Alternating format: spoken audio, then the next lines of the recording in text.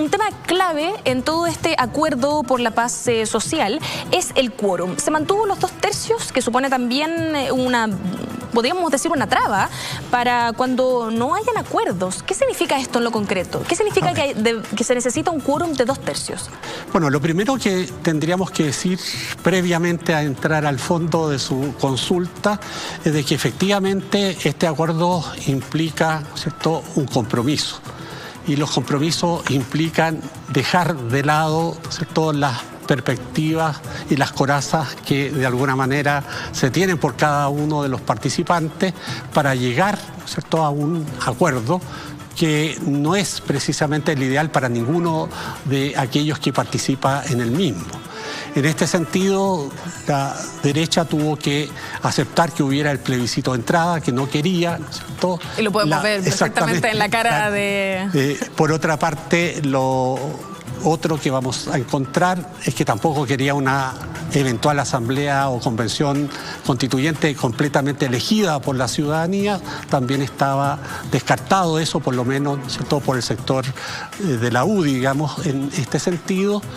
Y por otra parte, obviamente, los sectores de centro-izquierda querían que el quórum para aprobar el texto no fuera más allá del 60%, digamos, el quórum necesario para aprobar el texto.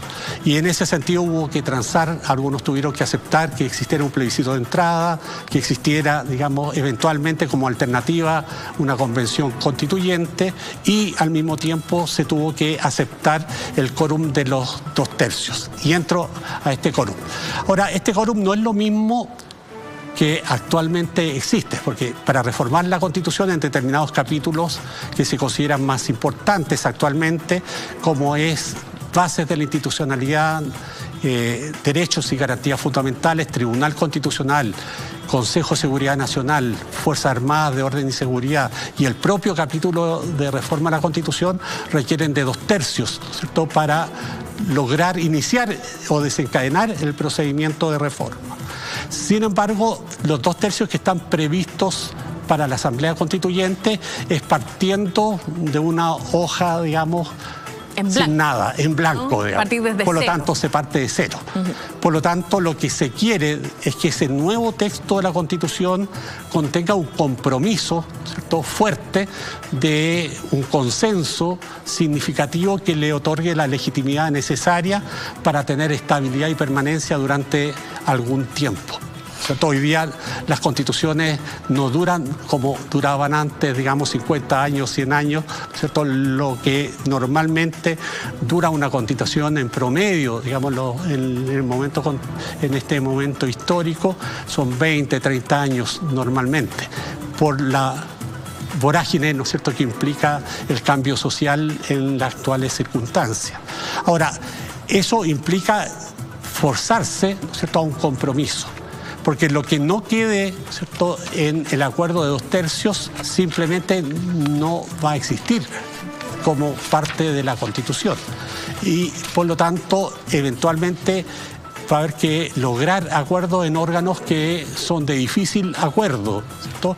Por ejemplo, el Tribunal Constitucional, para poner un caso concreto, ¿cierto?, o para regular, ¿cierto?, fundamentalmente si vamos a tener un Estado social o un Estado liberal de derecho, etcétera. Son temas polémicos, digamos, que en el fondo van a implicar nuevamente compromisos, o el establecimiento de derechos individuales o de derechos sociales, ¿cierto?, y de garantía de esos derechos dentro del sistema constitucional.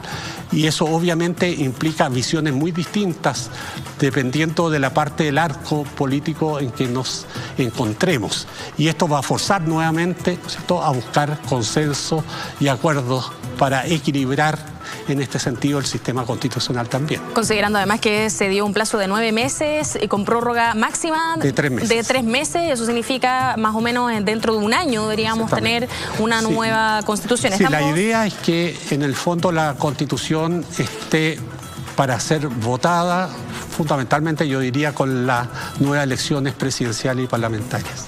Vaya, del entonces, año 21. En un momento clave para nuestro país. Estamos con Humberto Nogueira, él es director del Centro de Estudios Constitucionales de Chile de la Universidad de Talca. Humberto, la nueva Constitución, dice el documento, regirá en el momento, desde el momento de su promulgación y publicación, derogándose orgánicamente la Constitución actual. ¿Qué significa esa derogación orgánica? Eso significa que la entrada en vigencia de la nueva Constitución deja sin efecto toda la normativa constitucional actual. Y por lo tanto hay un reemplazo completo y total de la nueva Constitución por la actualmente vigente. Eso significa entonces que el libro azul que muchos de los estudiantes tienen hoy en día ya no va a regir a partir del momento en que se promulgue la nueva que se va a discutir próximamente. Exactamente.